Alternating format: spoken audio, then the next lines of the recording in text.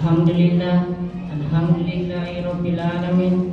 Wassalatu wassalamu ala asyrofil anbiya'i wal mursalin Sayyidina Muhammadin wa ala alihi wa ashabihi ajmain, amma ba'd.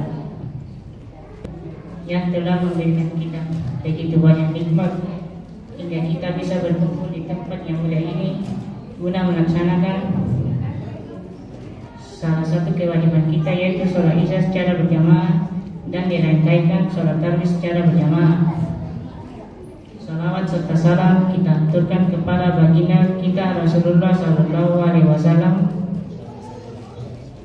yang telah membawa kita dari zaman jahiliyah menuju zaman Islamiyah, dari alam gelap gulita menuju alam terang benderang hingga saat ini. Jamaah masjid yang dirahmati oleh Allah Subhanahu wa Ta'ala, saya dari Panitia Amalia Ramadan 1447 ingin menyampaikan beberapa hal.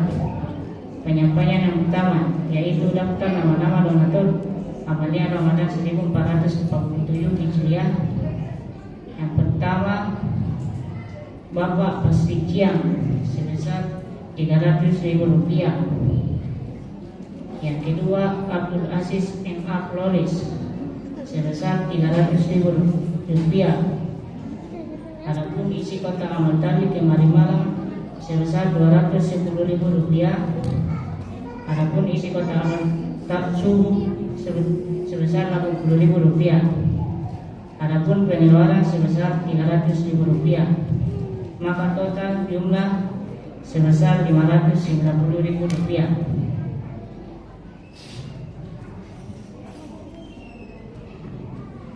Berikut yang akan membawakan ceramah tadi pada malam ini adalah Bapak Ustaz Hormat. Demikianlah yang telah saya sampaikan. Kurang dan lebihnya mohon dimaafkan. Assalamualaikum warahmatullahi wabarakatuh.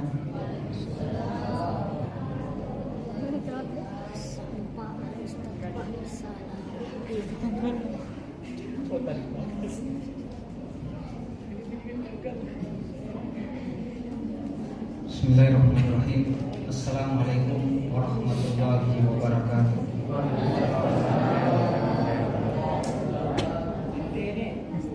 Alhamdulillahilladzi anzala ala abdihi kitaba wa lam yaj'al lahu iwaja. Asyhadu an la ilaha illallah wa asyhadu anna Muhammadar Rasulullah. Allahumma shalli ala Muhammadin wa ala alihi wa sahbihi ajma'in. Amma ba'd. Segala puji hanya kepada Allah Subhanahu wa Ta'ala. Kita patut persembahkan karena atas rahmat dan nikmatnya jualah sehingga pada malam hari ini kita dipertemukan kembali oleh Allah Subhanahu wa Ta'ala di dalam bulan suci Ramadan dalam rangka kita menunaikan ibadah fardu isya dan kita lanjutkan dengan salat sunat tarawih. Salawat dan salam kepada junjungan kita baginda Rasulullah SAW yang diutus ke muka bumi ini untuk menyampaikan risalah dinul Islam dan sekaligus sebagai rahmatan lil alamin. Mudah-mudahan kita termasuk umatnya yang senantiasa mengikuti apa yang diajarkan dan dituntunkan oleh beliau untuk menjadi bekal dalam kehidupan kita di dunia. Jemaah yang dimuliakan Allah, tujuan ibadah puasa adalah agar kita memperoleh nilai ketakwaan sebagaimana yang termaktub di dalam surah Al-Baqarah 183. La'allakum tattaqun. Nah, salah satu wujud daripada ketakwaan itu sebagaimana dikatakan oleh Sayyidina Ali karramallahu wajhahu bahwa salah satu wujud takwa itu adalah arwida bil qalil, rela atau rida dengan yang sedikit. Jemaah yang dimuliakan Allah, bahwasanya setiap kita pasti menginginkan sesuatu dalam urusan harta yang banyak. Namun tidak semua harapan dan keinginan kita itu sejalan dengan kenyataan yang ada. Ada kalanya kita mendapatkan sesuatu yang banyak, tetapi ada kalanya juga kita mendapatkan sesuatu yang sedikit, bahkan sangat sedikit, dan tidak cukup untuk kita belanjakan. Biasa ya kita mengalami yang seperti itu. Ya, sampai pembeli garam pun susah. Nah, itulah kehidupan. Jadi tidak selamanya kita mendapat sesuatu yang banyak, akan tetapi juga kadang-kala kita mendapat sesuatu yang sedikit. Apatah lagi memang ada masa-masa di mana kita kesulitan atau yang namanya paceklik. Nah, orang yang bertakwa adalah orang yang senantiasa reda dengan apa yang didapatkannya, walaupun sedikit, asalkan apa yang kita dapat itu halal dan sesuai dengan aturan agama, sesuai dengan syariat agama kita. Nah, inilah yang namanya yang disebut dengan qanaah. Adapun kekurangan dari yang kita dapatkan itu nantinya kita bisa berupaya untuk mendapatkan sesuatu untuk mencukupi kebutuhan hidup kita. Itulah sebabnya Bapak dan Ibu kenapa ada korupsi. Itu salah satu penyebabnya adalah karena tidak adanya keridaan terhadap apa yang didapatkannya, yang sedikit sehingga mengambil sesuatu yang lain, berusaha mendapatkan sesuatu yang bukan haknya dengan cara manipulasi dan lain sebagainya. Nah, padahal Allah Subhanahu wa taala melarang kita untuk melakukan hal itu. Sebagaimana firman Allah dalam Al-Qur'an surah Al-Baqarah ayat 188, A'udzubillahi minasyaitonirrajim. Wala ta'kulu amwalakum bainakum bil batil. Dan janganlah sebagian kamu memakan harta sebagian yang lain dengan jalan yang batil. Waktu dulu biha ilal hukam. Dan janganlah kamu bawa urusan harta itu kepada hakim. Litakulu fariqam min amwalin nas bil ismi. Dengan maksud atau untuk mengambil harta yang lain dengan jalan berbuat dosa. Wa antum ta'lamun, sementara kamu mengetahui. Jadi Allah melarang kita untuk mengambil sesuatu yang bukan hak kita. Jadi apa yang kita dapatkan, kalau itu sesuatu yang memang milik kita, hak kita, itulah yang kita belanjakan. Itulah yang kita nafkahkan di dalam diri dan keluarga kita. Karena sesungguhnya itu adalah perbuatan yang melanggar dan tercela oleh Allah Subhanahu wa taala. Jamaah yang dimuliakan Allah, suatu ketika Sayyidina Ali pulang lebih sore dari biasanya. Lalu istrinya Fatimah, putri Rasulullah, menyambut suaminya dengan gembira.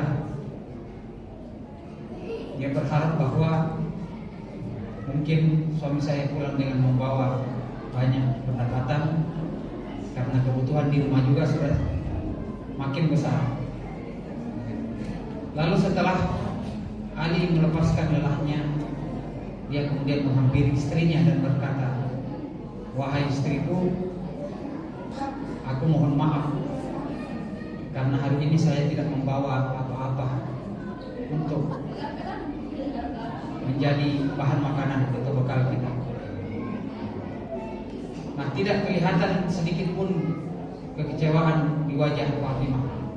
Bahkan dia masih tempat tersenyum melihat suaminya datang tidak membawa apapun. Lalu kemudian Ali begitu terharu melihat istrinya. Walaupun tidak ada bahan makanan yang bisa dimasak malam itu, akan tetapi dia tetap bersabar dan bertawakal kepada Allah Subhanahu wa taala. Lalu kemudian datang waktu sholat, maka Ali kemudian bergegas untuk menuju ke masjid untuk sholat berjamaah.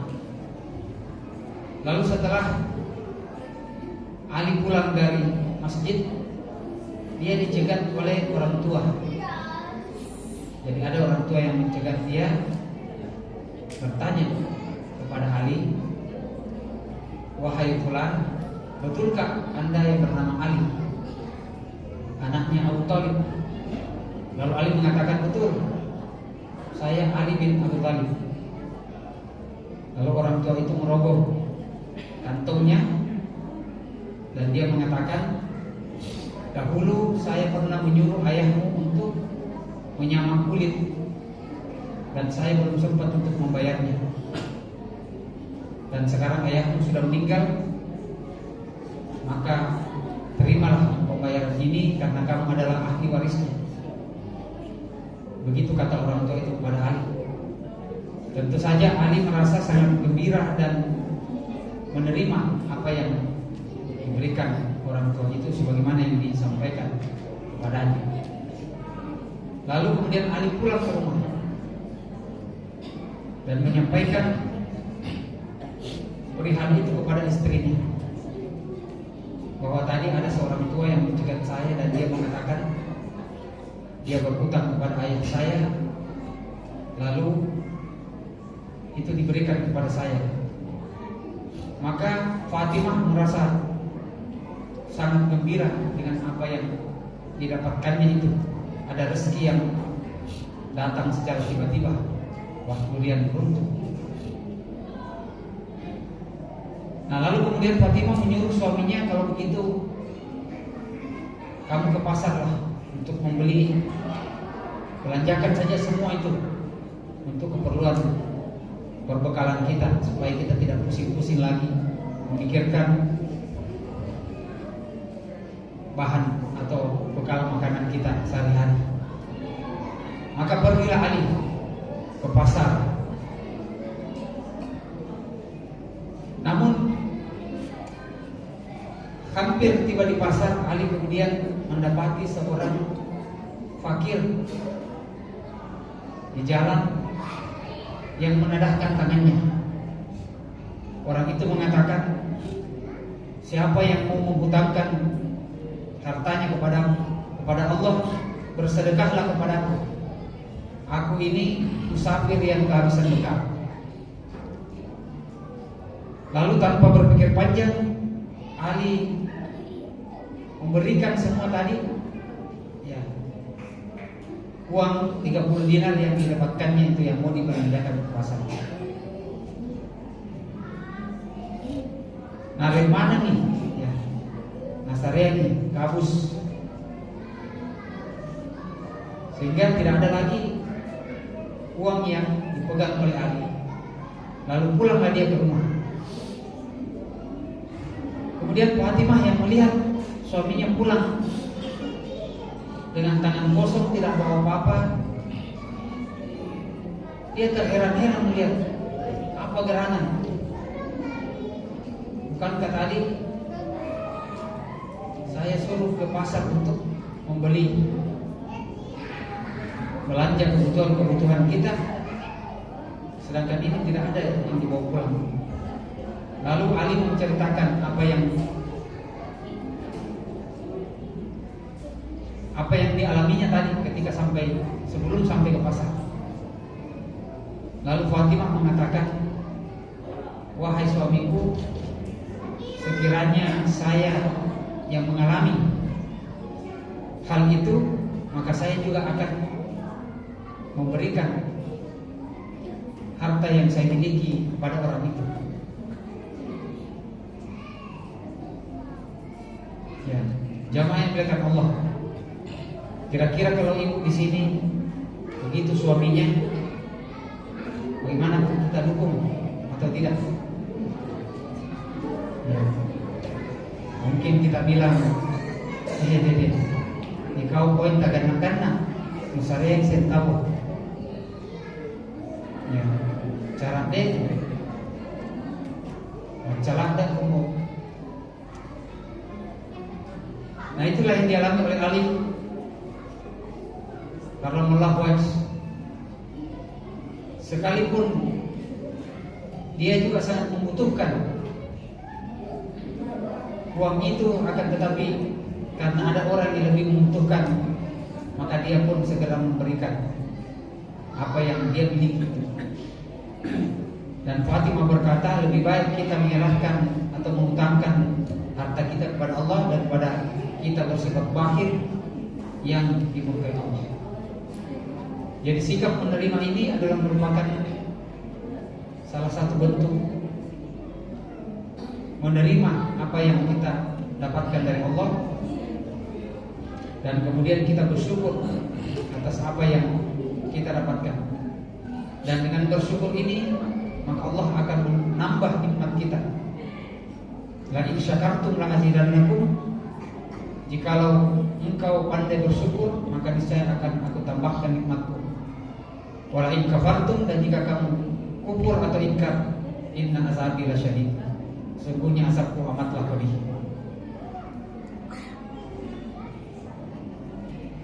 Jamaah yang dimuliakan Allah, dari sikap ini kemudian Ali kemudian diberikan rezeki yang banyak oleh Allah. Sebagaimana mudahnya dia memberikan kepada orang lain, begitu pula mudahnya rezeki itu masuk kepadanya.